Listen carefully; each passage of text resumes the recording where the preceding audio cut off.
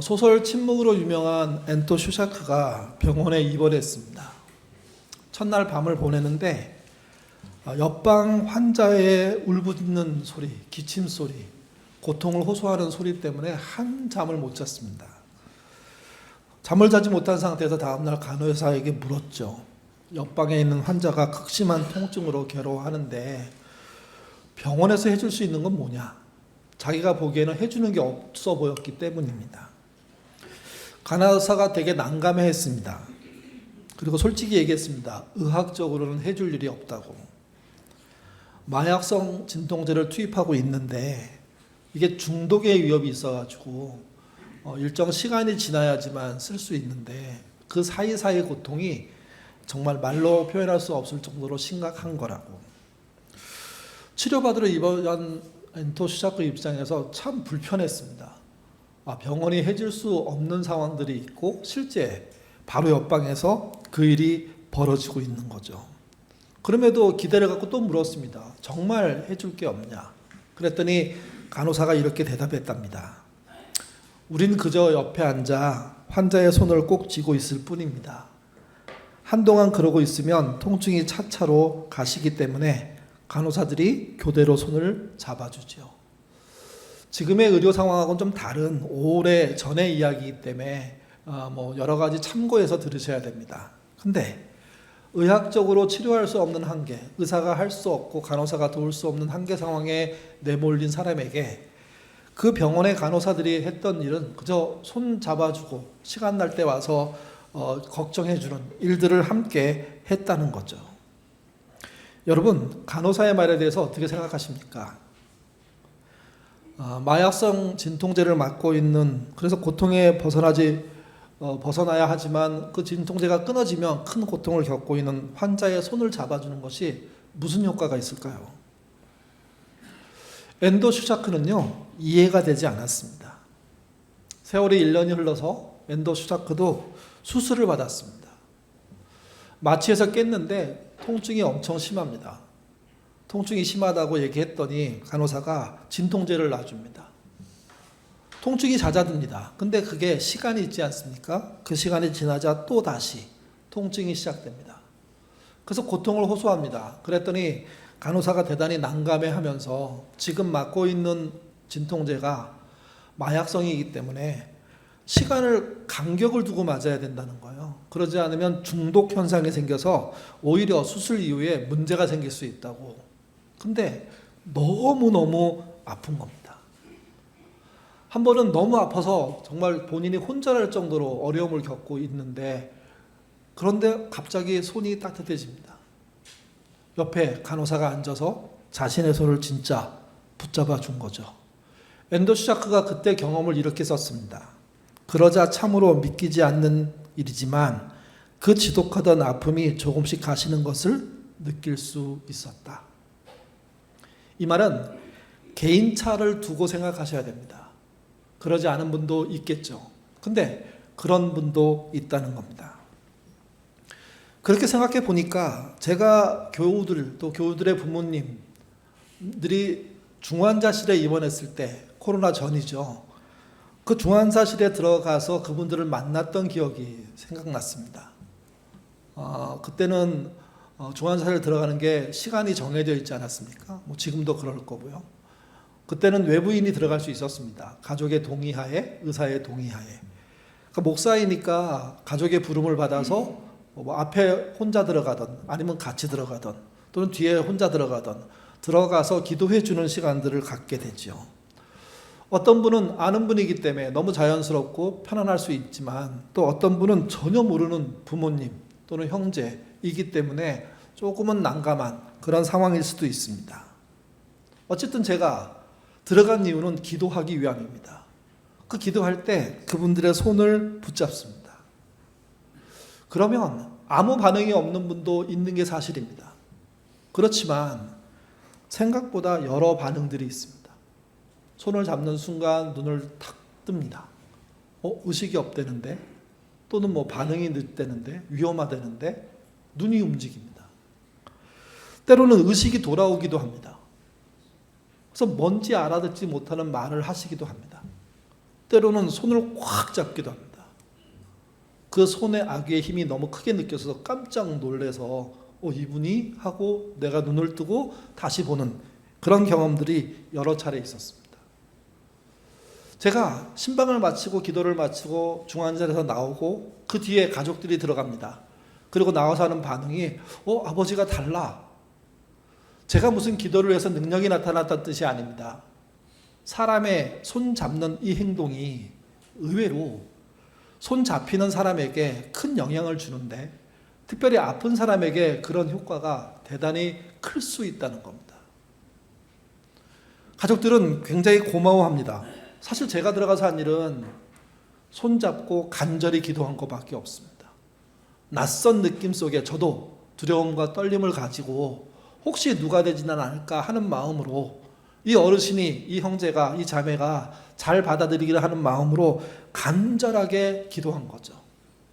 근데 반응이 있다니 감사한 겁니다.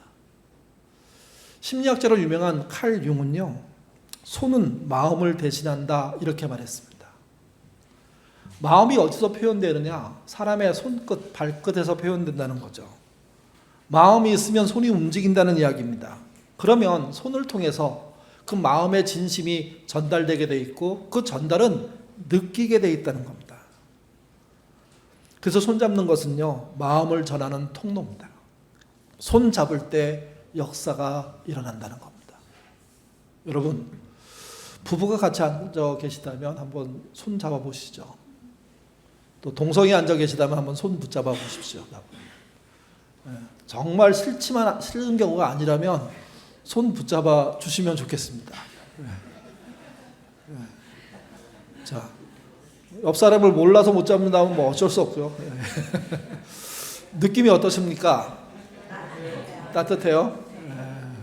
뭐 이 왼수랑 또 잡았네 이런 생각 안 드세요? 손 잡는 게 아무것도 아닌 것 같지만 늘 잡아서 평범할 것 같지만 극한에 몰린 상황 속에서 손 잡는 이 행위가 어마어마한 진통을 넘어서고 의식의 없음을 넘어서고 사실은 사람을 다시 힘주게 하는 동력이 된다는 이 사실이 대단히 매력적입니다. 손 많이 잡으셨으면 좋겠습니다. 손 잡고 걸으셨으면 좋겠습니다. 우리 교회 어르신들이 한 명 앞에 가고 한 명 뒤에 가고 이런 대형이 아니라 모두 손 잡고 천천히 걸어가시는 그런 모습 자체로만으로 본인들은 손에 땀 날지 모르지만 뒤에서 지켜보는 교인들은요 굉장히 행복을 누립니다. 구약성경 마지막 책 말라기죠. 말라기에 기록되어 있는 하나님은 화난 하나님입니다. 왜 화가 나셨느냐? 말라기만 아니라 여러 비슷한 시기의 책들에 나오는데요. 예배가 너무 천박합니다. 조악합니다. 이때 천박하다, 조악하다는 뜻은 예배가 절차에 맞춰 드려지지 않고 있다. 예배에 맞는 옷을 안 입고 있다. 이런 뜻이 아닙니다. 옷도 삐까번쩍하게 잘 입고 그리고 준비도 완벽하게 정말 최선을 다해서 전문가들이 드리고 있는데 하나님은 안 받으시겠다는 겁니다. 구역질 나서. 그 구역질 난다는 표현 속에 들어있는 의미는 그런 겁니다. 일상은 엉망으로 사는 사람들이 예배는 삐까번쩍하게 드린다는 거죠. 하나님 말씀은 듣지 않은 사람들이 예배로 복 받으려고 몰려든다는 거죠. 삶에 희생이 없는 사람들이 하나님 앞에서는 이것저것 달라고 왜 하나님이 희생하지 않냐고 요구에 바쁘다는 거죠. 그것에 대해서 하나님의 마음은요 정말 지긋지긋하답니다. 그 지긋지긋함이 표현되어 있는데 이렇게 표현되어 있습니다. 말라기 1장 9절입니다. 읽겠습니다. 만군의 여호와가 이르노라 너희는 나 하나님께 은혜를 구하면서 그를 불쌍히 여기소서 하고 너희가 이같이 행하였으니 내가 너희 중에 불쌍히 여기소서라는 표현 말은 자기를 불쌍히 여겨달라는 표현이거든요. 근데 삶은 불쌍하게 살지 않고 누리고 빼앗고 싸우고 그 싸움에서 이기려고 수단 방법 가리지 않고 그 수단 방법 가리지 않고 이긴 것을 하나님이 하셨다고 말까지 해버리고 그런 삶을 서슴지 않고 살고 있으니 그 말 모두가 은혜 구한 모두가 정말 보기도 싫다는 겁니다. 그래서 하나님이 저주를 퍼붓습니다. 생각해 보세요. 사랑의 하나님이 당신의 백성에게 저주를 퍼붓는다. 웬만하면 사람도 자기 자식이 삐딱한 길로 계속 나가더라도 결정적일 때 저주를 사랑으로 바꾸지, 용서로 바꾸지 퍼붓지 않습니다. 퍼볼 정도 되면 진짜 끝장난 상태가 돼야지만 그런 일들이 벌어지는 거죠. 하나님의 인내가 바닥이 난 겁니다. 저 인간들의 예배를 절대로 받을 수 없다는 이야기를 하시는 거죠. 그래서 그 이후 약 400년 아니면 500년 동안 하나님이 이스라엘 사회를 암흑기로 만들어 버리십니다.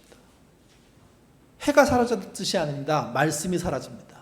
예배가 사라졌다는 뜻이 아닙니다. 예배가 진정으로 하나님 받으실 만한 것이 되지 못합니다. 찬양이 사라졌다는 뜻이 아닙니다. 경배와 찬양이 아름답게 들어진다고 하더라도 하나님은 그 찬양을 드리는 사람들을 믿을 수가 없고 인정할 수가 없다는 이야기를 하는 거죠. 그래서 암흑기입니다. 말씀은 사라지고 거짓 말씀만 살아있고 성공을 위한 욕망을 부추기는 그 설교만 난무하고 있는 그 상황, 그게 암흑기입니다. 적어도 400년, 길게 500년 동안 하나님은 그들을 쳐다보지도 않으셨습니다.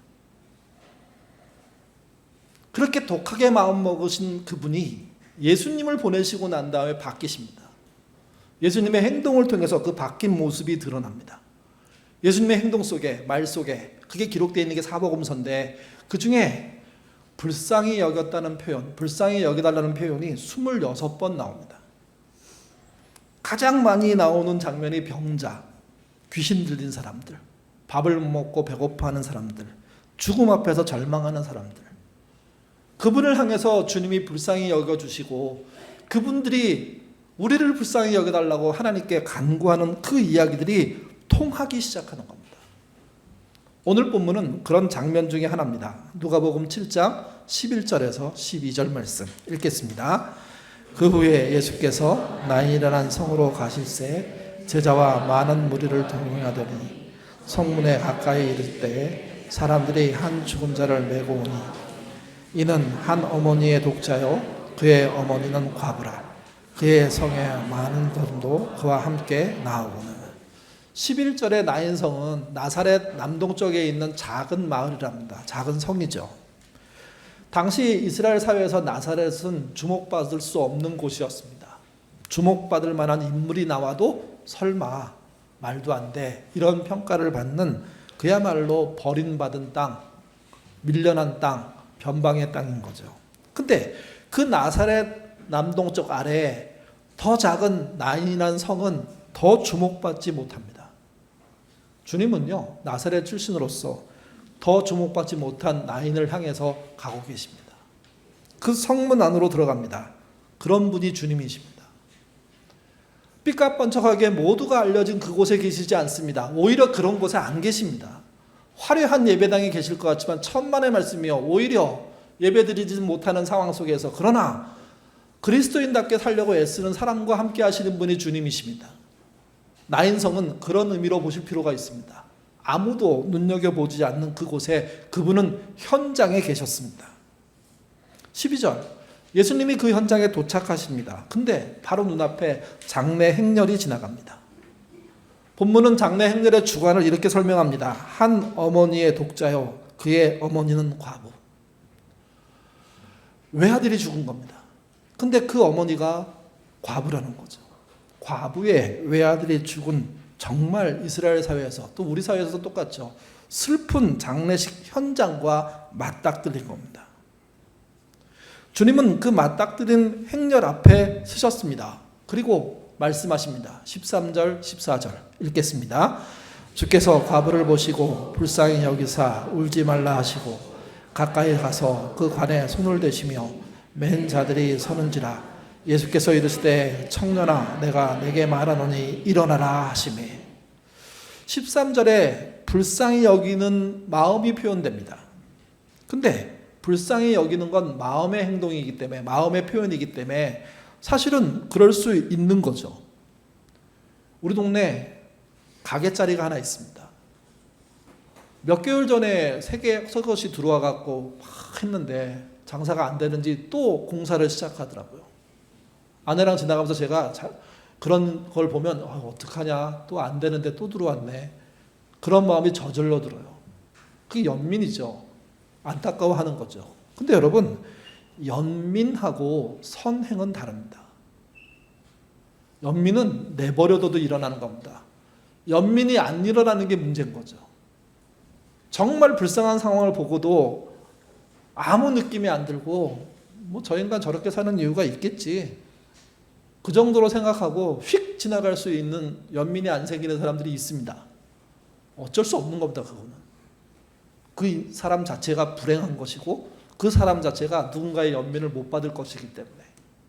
근데 나머지 대부분의 사람들은요, 뭔가 그런 게 느껴질 때 마음속에 그런 마음이 훅 올라옵니다. 근데 그 연민이 일어났다고 해서 그러면 행동을 하느냐? 그건 아니라는 거죠. 불쌍히 여기는 마음, 긍휼은요, 그래서 연민이라는 내적 감정과 선행이라는 외적 행동이 연결될 때 진짜 힘을 발휘합니다. 연민은 가만히 내버려둬도 일어나는 마음이고, 선행은 그 일어난 마음을 붙잡고 실제 그 문제를 해결하기 위해서 움직이는 겁니다. 주님의 움직임은 소리로부터 나왔습니다. 울지 말라. 생각해 보십시오. 누군지도 모르는 사람이 앞에 등장하더니 장례 행렬 앞에 서서 울지 말라고 얘기합니다. 소리를 질렀는지 소근소근 얘기했는지 정확하지 않습니다. 근데 상황적으로는 모두가 듣도록 하는 말 같습니다. 아들이 죽은 과부가 울지 말라는 그 말에 누구야? 뜨악한 모습으로 쳐다보고 있는 장면을 생각해 보셔야 됩니다.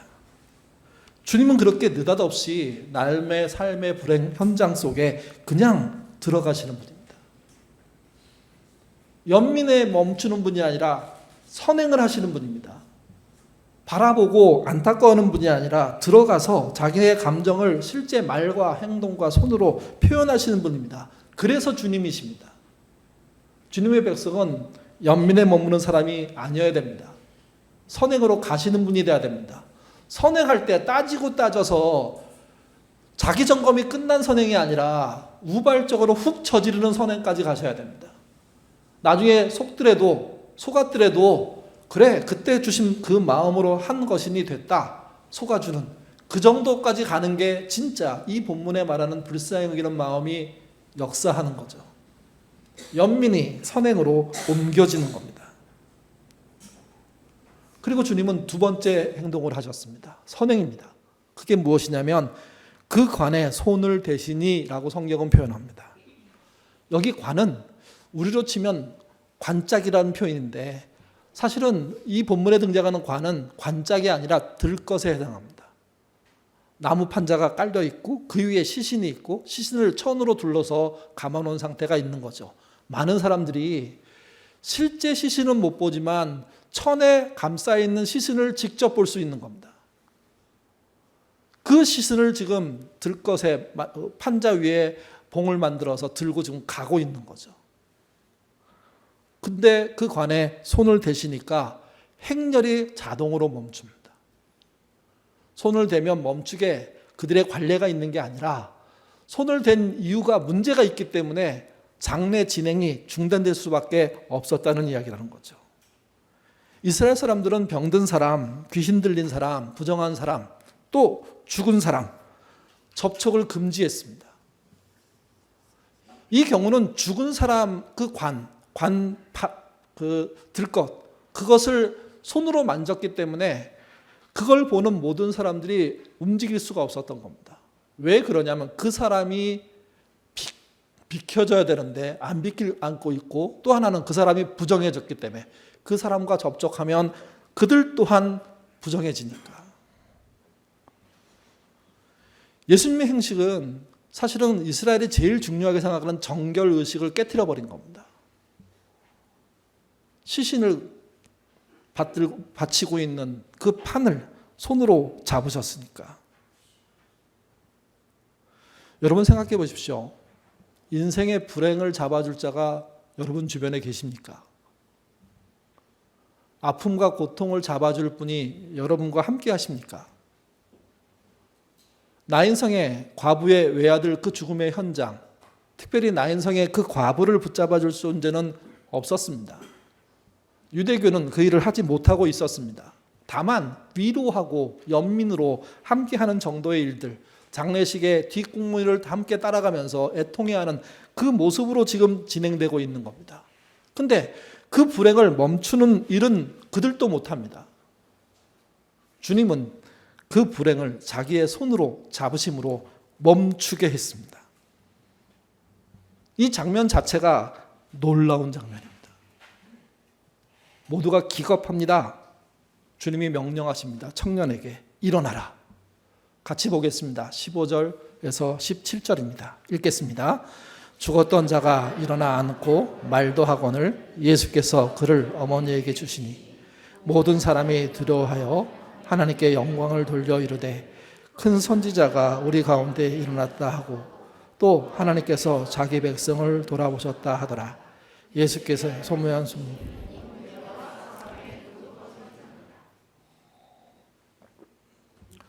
주님의 선언은 빈말이 아니었습니다. 청년아 일어나라. 그렇게 전개된 그분의 말씀에 죽은 자가 그 들것 위에서 일어납니다. 천으로 감싸져 있는 그가 일어나 앉았습니다. 앉아서 뭐 하겠습니까? 천을 풀으려고 하겠죠. 쉽지 않았을 겁니다. 그 모습들을 장례에 참여한 사람들이 또 예수를 뒤따르는 사람들이 함께 보고 있는 겁니다. 시간이 꽤 걸렸을 겁니다. 사람들이 멈칫멈칫했을 겁니다. 죽었는데 만지면 안 되는데 나도 부정해지는데 이걸 넘어가는데 생각보다 시간이 걸립니다. 시간이 제일 짧은 사람이 누굴까요? 결국은 어머니죠. 결국은 그와 정말 친한 사람들입니다. 이 일을 자기의 부정함과 관련돼서 극복할 수 있는 그 사람들부터 순서대로 뛰어듭니다. 함께 풀고 함께 대화하면서 정말 이 아이가 살아났다 하는 선언을 하기까지 얼마나 걸렸는지 모르겠지만 그 기간은요 모두가 뜨악해하는 기간입니다. 난감하게 쳐다보고 있는 기간입니다. 근데 주님의 선언처럼 그 아이는 살아났고 성경은 이렇게 표현합니다. 예수께서 그를 어머니에게 돌려주시니 떠났던 그 아이가 엄마에게 다시 돌아가는 모습으로 이 장면은 폭발합니다. 폭발이란 그 장면을 바라본 사람들이 자기가 느꼈던 인생의 경험 중에 가장 엄청난 경험들을 함께 하기 시작하는 겁니다. 모든 사람이 두려워합니다. 진짜 하나님의 영광을 만나면 기뻐하고 행복해요. 그거 뻥 같지 않습니까? 그럴 수 없을 것 같지 않으십니까? 정말 전능하신 분 앞에 서면 오금이 저려서 실수하지 않으면 다행 아닐까요? 무릎이 저절로 꿇려갖고 엎드려지는 게 당연하지 않을까요? 혹시 나도 죽을 수 있다, 죽을 수밖에 없이 어마어마하다 하는 느낌 때문에 어떻게 해야 될지 모르는 절망과 두려움들이 엄습하지 않을까요? 하나님의 임재에 많은 이야기 속에 보면 행복하다, 즐거웠다, 대단했다 이런 표현이 없습니다. 무섭고 두려웠다, 두렵고 떨렸다 이런 표현들이 있는 거죠. 그리고 나서 그 장면들을 충분히 알게 된 사람들이 하나님께 이후에 영광을 돌리는 겁니다. 그리고 말합니다. 예수가 진정한 큰 선지자라고. 그리고 그분이 자기 백성을 돌아보셨다고. 예수님의 관을 붙잡는 이 행동은 하나님이 그들을 돌아보셨다는 결과에 이르게 됩니다. 이 소문이 사방에 퍼져나간 겁니다. 예수님은 부정함 때문에 부정해지는 분이 아닙니다. 병든 사람 때문에 오염되고 전염되고 아파하는 분이 아닙니다. 귀신 들린 사람 때문에 귀신에 시달리는 그런 분이 아닙니다. 예수님은 부정과 감염과 오염된 분이 절대로 아니라는 겁니다. 오히려 그 부정함을 예수님은 만지심으로 극복하십니다. 부정이 정결함으로 바뀝니다. 병든 사람의 병이 예수님 손길 때문에 치료됩니다. 치료된 자가 뛰고 움직이고 찬양할 때 그분은요 그 찬양을 함께 하기보다는 조용히 사라지시는 분입니다. 귀신 들린 사람이 귀신에 쫓겨 힘들어할 때 귀신을 몰아내십니다. 성경은요, 군대 귀신도 몰아냈다는 이야기가 있습니다. 예수님은 그분의 손길이 닿는 곳이 깨끗해지고 정결해지고 거룩한 분이지, 감염되고 함께 시달리고 함께 부정해지는 그런 분이 아니라는 겁니다. 그래서 그분이 멈추도록 하는 그 손 잡음은 능력이 있고, 그 능력은 우리가 소망해야 될 일인 겁니다. 현대교회가 많이 무너졌다는 것 중에 하나는 합리적인 사고라는 방식 때문에 그분의 기적을 기적으로 안 보려고 노력한다는 거죠. 또 기적으로 안 보는 게 마치 세련된 것처럼 생각하는 실수도 합니다. 기적으로 안 볼 수 있습니다. 근데 여러분 잊지 마십시오. 모르는 거지. 내가 안 본다고 일어난 기적이 없어지는 건 아니라는 겁니다. 그때 우리의 태도는요, 잘 모르겠다가 되는 게 맞습니다. 이해가 안 되면. 우리는 근데 마치 그 기적을 믿는 사람들이 하수인 것처럼, 안 믿는 사람이 고수인 것처럼 이상한 논리를 펴고, 그래서 그분이 우리를 붙잡는 그 행동 자체를 우리 스스로 거부하도록 사는 실수를 범합니다. 한 번은 12회 회로증을 앓고 있는 여인이 있었습니다. 예수님의 소문을 들었습니다. 마음에 소원이 생겼습니다. 그분께 가까이 가서 그분과 뭔가 말하고 싶고, 그분이 은혜를 받고 싶다고. 그래서 병자임에도 불구하고, 이게 발각되면 돌 맞아 죽을 일인데 사람들 사이에 숨어서 예수님을 쫓아다닌다, 가까이 갑니다. 근데 진짜 대화하기는 쉽지가 않은 겁니다. 같이 보시죠. 마가복음 5장 27절 이하입니다. 읽겠습니다. 예수의 소문을 듣고 무리 가운데 끼어들어와서 그의 손을 흔드니 이는 내가 그의 옷에만 손을 대어도 구원을 받으리라. 예수님이 내 옷에 손만 대어도 구원을 받겠다고 말씀하지 않으셨습니다. 이 말은 그 여인의 소원입니다. 소원. 손만 대도 나을 수 있을 것인지 모르겠다. 나았으면 좋겠다. 이 정도입니다. 그 여인이 진짜 예수님과 대화할 수 없고 그런 기회가 오지 않으니까 가까이 붙어가지고 옷자락을 슬쩍 만졌습니다. 주님이 가시다가 갑자기 누가 내 옷을 만졌다라고 얘기하십니다. 제자들이 말하죠. 이렇게 사람이 많은데 만진 사람이 한두 명이겠습니까? 너무 민감하십니다. 그 말을 들은 예수님이 아니다, 다르다. 다른 일이 벌어졌다. 우리는 다 알지 않습니까? 그 소원으로 만진 그 여인의 혈우병이 고쳐졌습니다. 그 여인은 그 사실을 알게 됐고 예수님도 그 사실을 알았습니다. 치료한 분과 치료받은 사람은 아는데 주변 누구도 모릅니다. 기적은 놀랍게도 아무도 모르게 이 땅에 왔고 기적을 만난 사람은 그야말로 극적인 회복을 보인다는 이야기입니다. 마태복음은 더 적극적으로 말합니다. 14장 34절에서 36절입니다. 읽겠습니다. 그들이 건너가 게네사렛 땅에 이르니 그곳 사람들이 예수인 줄을 알고 그 근방에 두루 통지하여 모든 병자를 예수께 데려와서 다만 예수의 옷자락에 또 손을 대게 간구하니 손을 대는 자는 다 나음을 얻으리라. 앞의 사건이 순서상 어떻게 되는지 정확하게 설명할 수 없습니다. 정확한 순서를 알 수가 없기 때문에. 근데 말이 되려면 앞의 사건이 터지고 난 다음에 소문이 퍼져야 됩니다. 옷자락만 잡아도 놀라운 이적이 일어났다고. 수많은 병자들이 소원이 생겨납니다. 한 번도 해보지 않은 것에 대한 도전이 마음속에 끌어오르기 시작합니다. 그들이 모여듭니다. 예수님의 말씀 나누면 좋고 기도 받으면 좋겠지만 그게 안 되는 상황 속에 옷이라도 잡겠다는 마음으로 덤벼드는 사람들, 그걸 막으려는 제자들, 그들이 서로 부딪히면서 사실은 부정함들이 일어납니다. 유대의 전통에 따르면 제자들 모두는 부정해진 겁니다. 그랬을 겁니다. 왜? 한두 명의 병자들이 달려든 게 아닐 거기 때문에. 놀라운 건 누구도 부정해지지 않고 그 옷을 만진 많은 사람들이 그 손대는 그 순간 나음을 입었다고 본문은 말해주고 있습니다. 예수님을 추종하고 따라가고 예수님과 무언가라도 얽히고 설키고 손이라도 되고 싶은 그 마음이 커질 수밖에 없는 그 흐름, 그걸 얘기해 주는 겁니다. 근데 여러분 놓치지 마십시오. 이거는 환자들의 소원, 열심들이 컸기 때문에 병을 치료받은 게 아니라 주님의 자비가 넘쳐서 긍휼히 여기는 마음이 가득 차서 불쌍히 여기셔서 벌어진 일이라는 겁니다. 그분께 제 손을 붙잡아 주십시오. 제 병을 치료해 주십시오. 제 문제를 풀어 주십시오. 라고 간구하는 것은 대단히 당연한 일이고 그 당연한 속에 하나님은 역사하신다는 이야기를 신약 성경이 보여주고 있는 겁니다.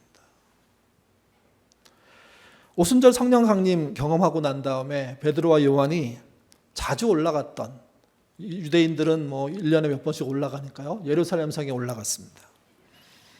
예루살렘 성전 문 중에 미문이라는, 그렇게 번역된 아름다운 문이 있습니다. 태어나면서부터 오랫동안 그곳을 왕래했으니까 남자로서 그곳에 거린들이 있고 이런 거 다 알 겁니다. 그날 그곳에 태어나면서부터 한 번도 걷지 못한 장애인이 있었습니다. 그가 구걸합니다. 그날 베드로와 요한도 성전에 올라갑니다. 미문을 지나는데 평상시에 잘 보이지 않던 그 선천적인 장애인이 눈에 들어옵니다. 베드로가 요한이 다가갑니다. 그리고 이보시오 하고 부릅니다. 부르자 돈전 한 입 얻을 수 있다는 소망을 가진 그 거린이, 그 장애인이 고개를 들어 쳐다보죠. 그리고 눈이 부딪힙니다. 그랬더니 베드로가 말합니다. 같이 보시죠. 사도행전 3장입니다. 읽겠습니다.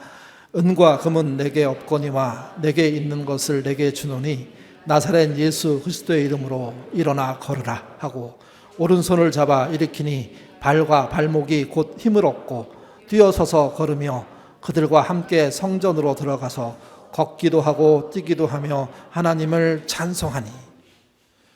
여러분 생각해 보시죠. 베드로는 예수님을 배반했던 존재입니다. 베드로만 그렇습니까? 요한은 아닌가요? 제자들 중에 상당수는 예수님이 부활하신 장면을 여러 번 목격했음에도 불구하고 승천하는 자리에서 예수를 못 믿었습니다. 말도 안 되는 상황이라고, 속고 있는 건 아닌지 걱정했습니다. 그런 그이기 때문에 자기 손을 벌려서 그 장애인에게 무언가 새로운 삶의 변화를 줄 수 있다는 생각은 그 당시에 한 번도 해보지 못한 것일 겁니다. 근데 오늘 본문에서는 그런 일이 벌어집니다. 두 가지를 추측할 수 있습니다. 첫 번째는 이겁니다. 그가 예수님을 따라다니면서 이런 일들이 벌어지는 현장을 본 경험이 많을 거라는 겁니다. 예수님이 계획표를 세운 다음에 오늘은 누구 집 가고 누구 집 가고 누구 만나고 이렇게 해서 오늘은 12건이야 계획이 이래, 이런 말씀하신 게 아닙니다. 그냥 길에 가다가 만나는 사람들 대화를 통해서 우발적이죠. 우연입니다. 우연 속에서 벌어진 하나님의 역사를 그는 지근거리에서 계속 보고 다녔습니다. 자기에게 그런 일이 벌어질 거라고 믿진 못했고 이루어지지 않았겠지만 오순절 성령 이후에 그는 변해 있었습니다. 또 한 가지는 그분의 약속입니다. 예수님은 당신의 이름으로 하는 것에 대한 약속을 여러 개 남겨놓으셨습니다. 그 중에 하나가 14장, 요한복음 14장 14절입니다. 읽겠습니다. 내 이름으로 무엇인지 내게 구하면 내가 행하리라. 다른 성경에서는 내가 행한 것보다 너희가 행한 일이 더 클 거라고 얘기했습니다. 나는 해보지도 못하고 생각하지도 못한 일을 너는 가능하다. 너희가 더 큰 일을 할 거다. 라고까지 말씀하셨습니다. 수많은 경험과 수많은 약속을 현장에서 받은 그가 의심과 의심을 거쳐서 불안과 불안을 거쳐서 심지어 배반하고 거절하고 도망치는 과정들을 충분히 거치고 난 다음에 오순절 성령 체험을 하고 난 다음에 그가 바뀐 거죠. 불쌍히 여기는 사람이 마음에 생겼을 때 저 사람을 어떻게 돕지가 아니라 그냥 바로 이보시오 부르고 그가 쳐다볼 때 손을 내밀고 그가 뭔가를 받을 줄 알고 손을 올리는데 그 손을 덥석 잡더니 그 손을 잡은 그 힘으로 확 잡아당깁니다. 계획하고 훈련되고 노력해서 되는 게 아닙니다.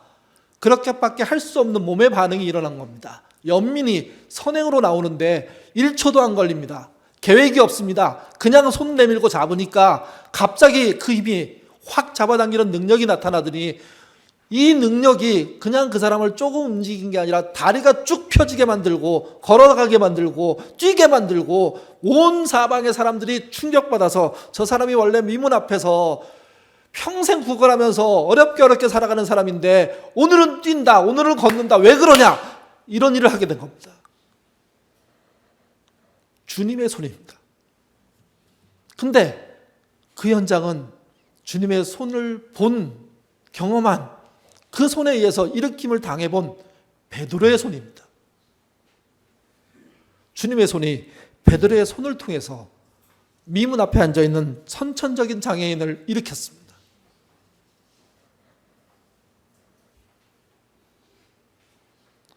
우리의 신앙의 한계는 이걸 남의 일로만 생각하고 가능하냐 이게 하고 분석하려는 데 문제가 있습니다. 인간 사이의 이적도요, 계산으로 일어나지 않습니다. 계산을 벗어납니다. 간호사의 따뜻한 손이 어마어마한 통증을 누른다. 의학적으로 어떻게 증명합니까? 근데 가장 첨단이라고 할 수 있는, 과학이라고 할 수 있는 의학에 종사하는 간호사가 마지막은 손잡는 것밖에 없습니다 하고 그걸 정말 믿고 손을 잡아주는 거죠. 어떤 사람은 통증이 안 사라지고 더 아플 수도 있습니다. 근데 어떤 사람에게는 도저히 이해할 수 없이 평안함이 찾아오고 깊게 잠을 자고, 의사에게도 고마운데 손잡아준 간호사에게 더 고마워하는 일들이 벌어지는 이유는 뭘까요? 한 번도 본 적이 없는 자식의 교회 목사가 저 누구누구입니다, 누구누구 아버님이시죠, 기도해 드리려고 왔습니다. 그 말을 듣는 순간 얼굴이 일그러지고 손을 빼고 하던 그분이 손잡고 기도하고 그러고 나왔는데 갑자기 마음이 평안해지고 그 위에 찾아온 자식들에게 희망의 말들을 하고 위로가 되고, 마치 그 교우들은 목사가 뭘 한 것처럼 그렇게 생각하는데 아니라는 겁니다. 신자란 자기 연민에 의해서 선행을 하는 존재가 아닙니다. 신자란 하나님의 그 선행을 보고 그 은혜에 따라 연민을 넘어서는 선행을 하게 되고 그 손길이 그분의 손길이라는 걸 나중에 알게 되는 사람입니다. 손 내미신 주님, 그래서 붙잡는 내가 중요합니다. 계획하고 계산하고 따져서 되는 게 아니라 우발적으로 나를 훅 잡아당기시는 그분의 은혜, 그 앞에 그냥 창피한 거 따지지 않고 어려운 거 따지지 않고 끌려나가는 그런 신앙이 되어야 됩니다. 동시에 내 손이 누군가에게 그런 손이 되어야 됩니다. 뭔가 잔뜩 생각해서 이거 하면 내가 좀 괜찮겠네, 그런 게 아니라 너무 아픈 그 마음에 어떻게 하고 손을 붙잡아주고 그와 함께 울었더니 그게 그에게는 다시 살 수 있는 기회가 되는 것, 그게 우리가 일으킬 은혜입니다. 우리는 예수님처럼 할 수 없습니다. 아니, 저는요 예수님처럼 하는 것 무리라고 생각합니다. 근데 주님은 나보다 더 큰 일을 너희가 할 거라고 얘기했습니다. 주님이 농담으로 그런 말을 하시는 분이 아닙니다. 그래서 예수님의 제자 그 이후에 일했던 많은 사람들은요, 주님이 못한 일들을 했고 우리는 그런 간증을 수없이 듣고 있습니다. 기적을 폄하하고 과학이 만능이라고, 합리가 만능이라고 얘기하는 이 시대에도 사람의 영역을 벗어나는, 과학의 영역을 벗어나는 그런 세계에 대한 이야기가 끊임없이 쏟아지는 이유는 주님의 손길이 살아있는 사람들이 있기 때문입니다. 그분의 손이 되십시오. 그 손으로 망설이지 말고 누군가를 붙잡아 주십시오. 가던 길을 멈추게 하시고 일어서게 하시면, 그렇게 훅 잡아당기면 나는 할 수 없어도 그분이 하시는 일을 목도하게 될 것입니다. 그런 자리에 들어서시는 저와 여러분 되시기를 주님의 이름으로 부탁드립니다. 기도하겠습니다. 하나님, 우리는 참 약합니다. 내가 받은 은혜가 있는데 그 은혜를 사용하지 못합니다. 내가 주님의 손길에 의해서 멈춰지고 어려웠던 일들이 풀어지는 경험들을 했음에도 불구하고 내 안에 연민이 일어난 그 사람들을 향해서는 손을 뻗치지 않는 이기적입니다. 주님, 나의 삶을 돌아볼 수 있도록 도와주시고, 주님이 세상 모두를 불쌍히 여겼던 것처럼 우리도 그런 눈을 가질 수 있도록 인도하여 주옵소서. 베드로는 설레발치고 나름 똘똘하고 합리적인 사람이었습니다.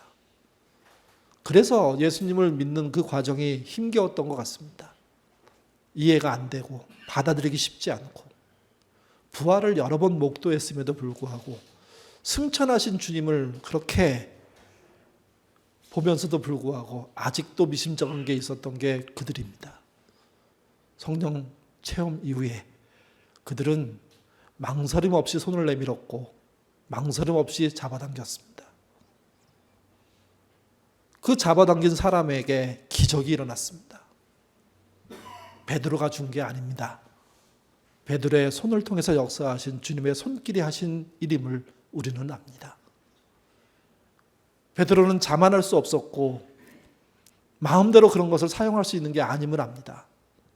겸손하지만 그는 손 내미는 일에 망설임이 없었고 그 결과로 더 많은 일들이 있었을 것인데 성경은 기록하지 않았습니다. 더 많은 일에 대한 기록이 중요한 게 아니었기 때문입니다.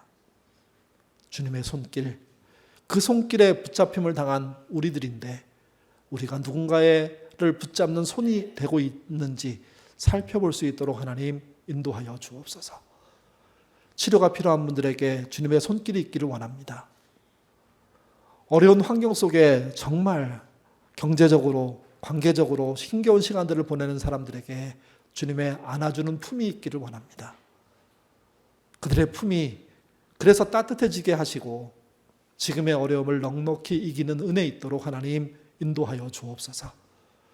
계산하고 따지고 이거 하면 괜찮을 거야, 이거 하면 속지 않을 거야 하는 식의 자기 머리로 하는 한정된 선행이 아니라 감동에 따라 즉각적으로 움직이는 선행이 우리 안에 나타나게 하시고 그 선행을 통해서 살아나는 사람들이 더 많아지는 교회 되도록 이끌어 주옵소서.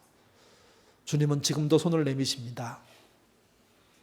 나도 그 주님의 손을 붙잡으려고 손 내미는 자 되도록 도와주시옵소서. 감사하며 예수님 이름으로 기도드립니다. 아멘.